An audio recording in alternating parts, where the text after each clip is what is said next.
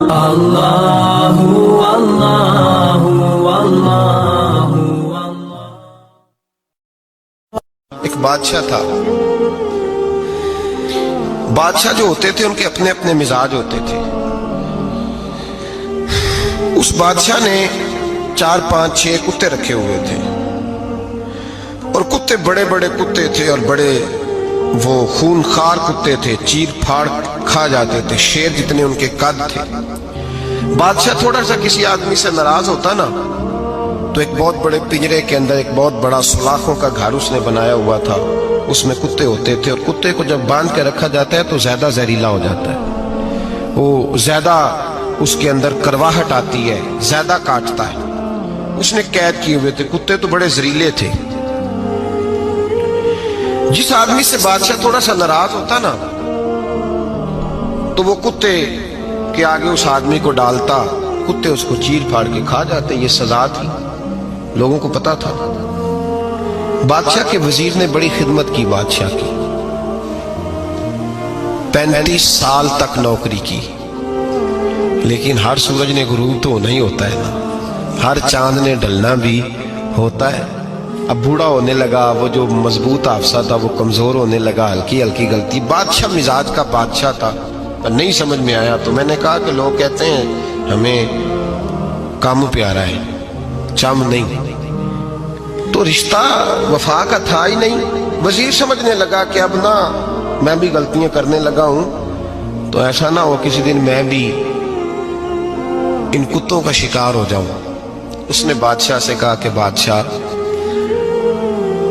مجھے آہستہ آہستہ معذرت کرنے لگا، قدم ہٹانے لگا کہ مجھے چھٹی دے دی جائے، اب میں بوڑھا ہو گیا ہوں۔ لیکن اس نے کہا نہیں نہیں، جب تک میری طبیعت نہیں مانتی تم نہیں جا سکتے۔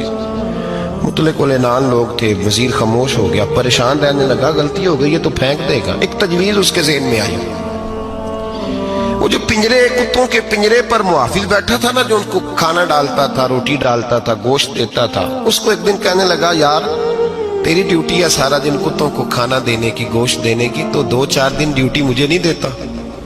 کہ تو لے لے، میں تو پہلے پریشان ہوں، سارا دن ان کی دیکھ بھال کرتا ہوں۔ اس نے کچھ تھوڑا سا گوشت لیا، پنجرے کے باہر کھڑے ہو کے کتوں کو ڈالا۔ اگلے دن تھوڑی روٹیاں لے آیا، کتوں کو ڈالی۔ 2 4 دن، ہفتہ، مہینہ، سال بھر، جتنا اس کو موقع ملا وہ دن بھر خدمت کرتا۔ بس وقت ایک دن آ گیا، بادشاہ کو کوئی بات اچھی نہ لگی، اس نے کہا اس بڈھے کو اٹھاؤ اور ڈالو کتوں کے پنجرے میں، ساری زندگی یہاں رہا، اسے ابھی تک نہیں پتا چلا میرے مزاج کا۔ جب اٹھا کے پنجرے میں ڈالا نا تو بجائے اس کے کہ کتے اسے کاٹ کھاتے، وہ اس کے پیر چومنے لگے، وہ پیر چومنے لگے، ہاتھ چومنے لگے، چاٹنے لگے۔ تو بادشاہ سامنے کھڑا تھا نظارہ دیکھنے کو کہ چیر پھاڑ کرتے تو خوش ہوا کرتا تھا، خونخوار درندے جیسی اس کی طبیعت ہو گئی۔ جب دیکھا پیار کر رہے ہیں تو بادشاہ وزیر سے کہنے لگا یہ کیا ہے؟